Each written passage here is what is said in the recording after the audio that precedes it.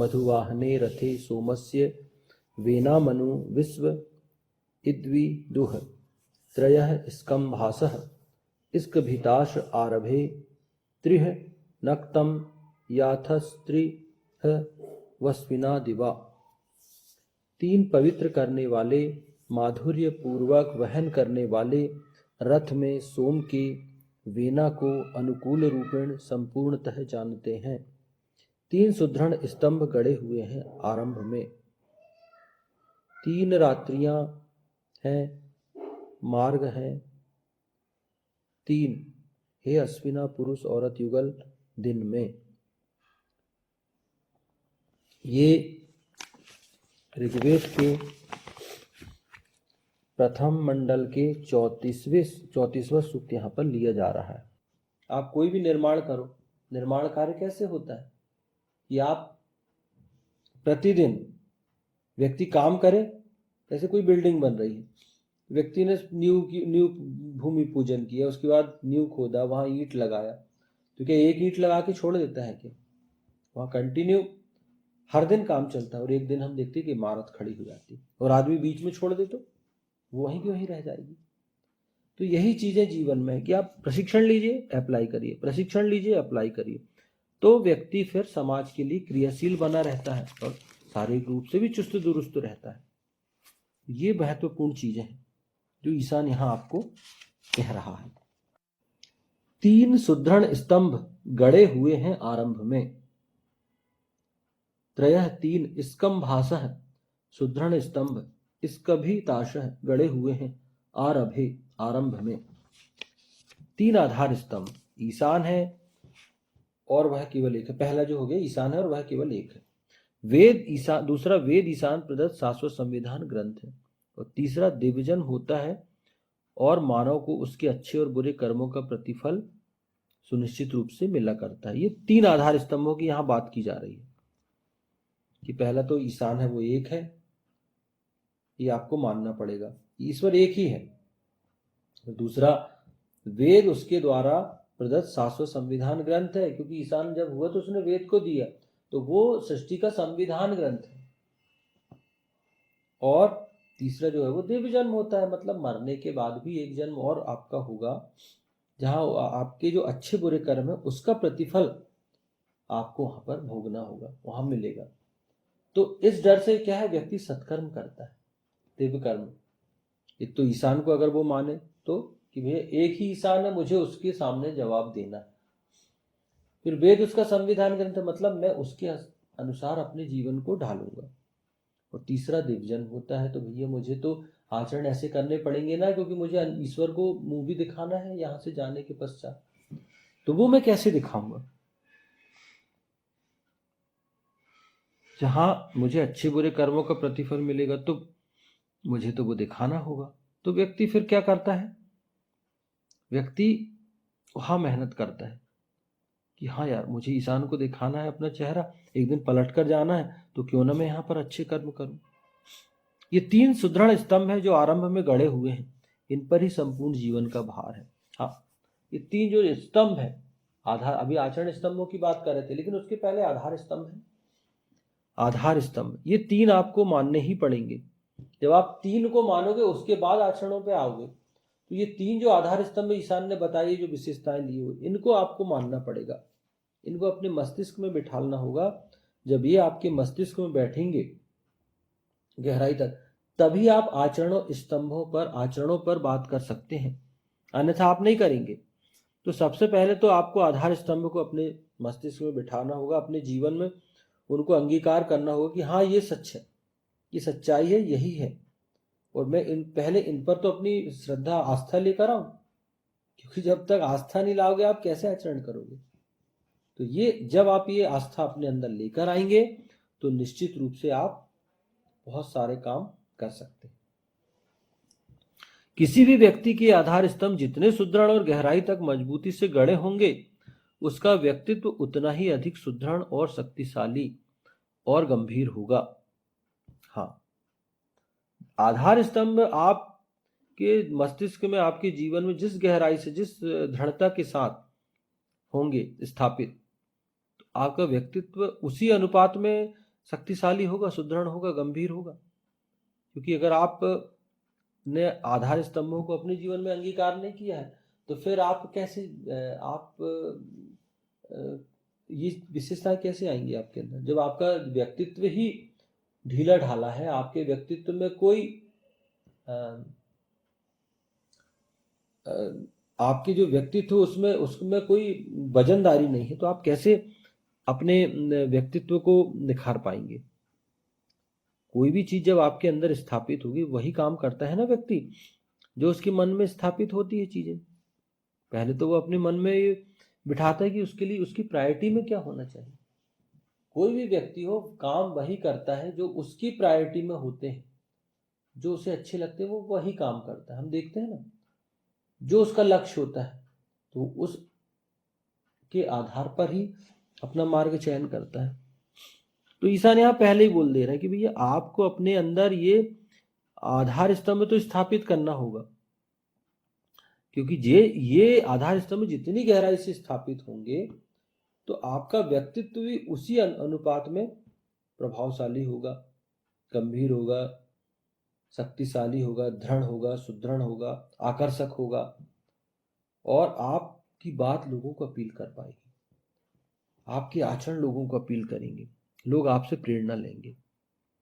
उसके अंदर एक निश्चित ठहराव होगा। बिल्कुल ऐसे व्यक्ति के अंदर जीवन में एक निश्चित ठहराव होगा कि वो उसने अपना लक्ष्य निर्धारित कर लिया है, अब उसे इस आधार पर काम करना है।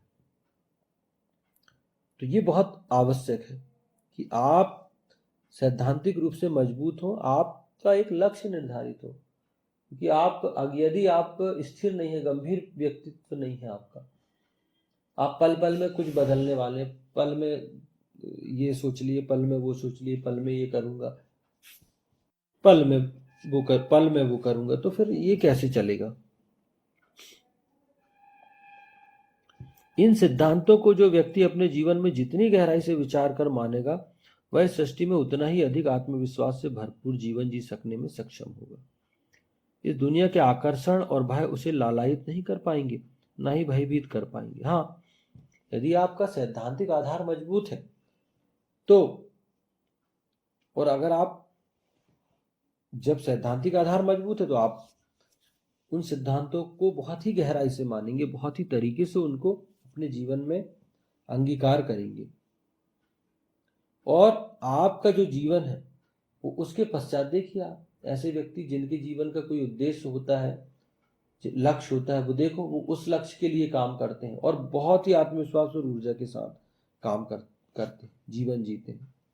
तो यही ईसान आपके अंदर उत्पन्न करना चाहते हैं कि जब आपका जीवन ऐसा होगा, आपका व्यक्तित्व इतना प्रभावशाली होगा, तो आप उस जीवन को बहुत अच्छे से जी सकते हैं। आपके जीवन में एक आत्मविश्वास होगा, आपके व्यक्तित्व में एक दृढ़ता होगी, है ना, और आपके जीवन में एक जिंदा दिली होगी। जब आप जीवन जिएंगे तो आपको, आपके जीवन को देखकर लोग लाभान्वित होंगे, ललायित होंगे कि यार हम भी ऐसा जीवन जिए, हम भी ऐसा करें।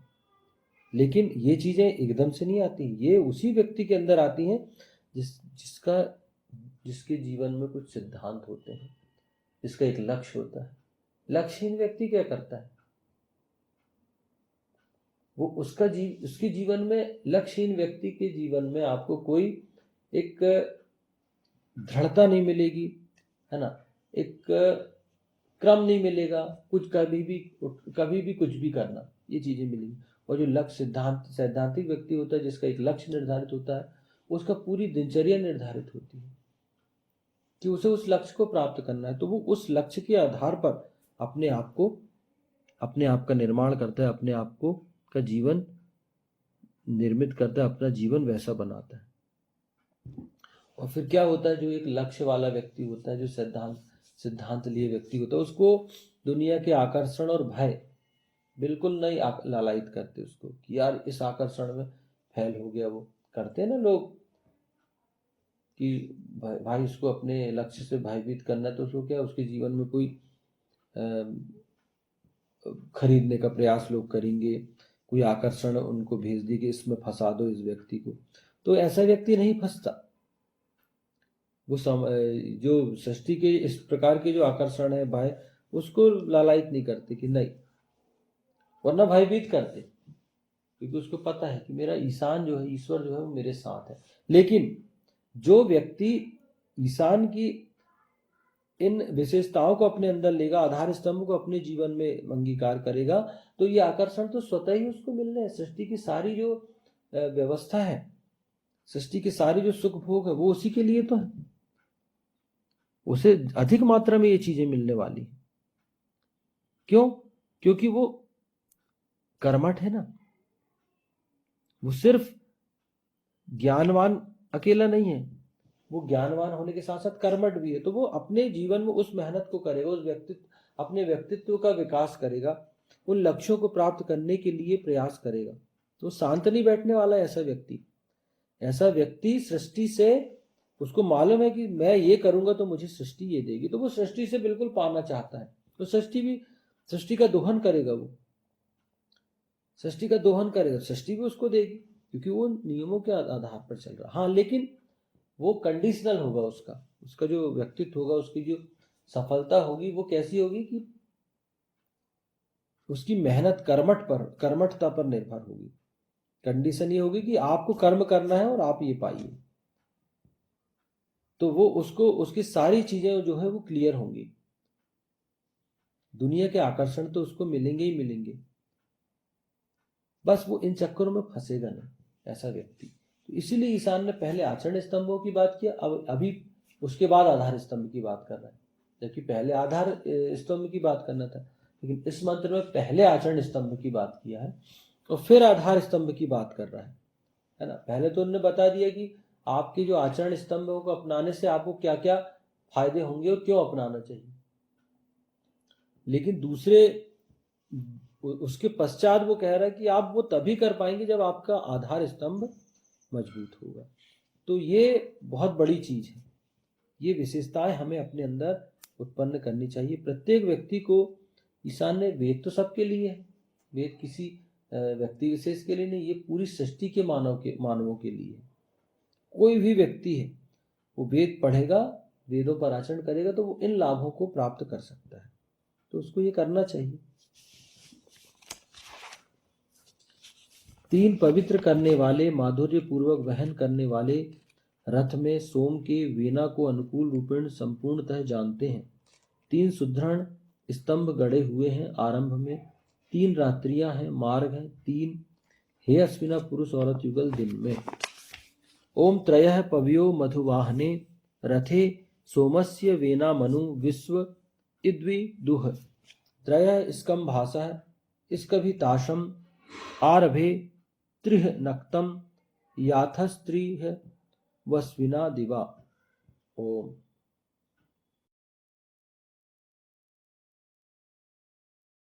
वैदिक पर्सपेक्टिव के इस YouTube चैनल को सब्सक्राइब करें, वीडियो को लाइक व शेयर करें।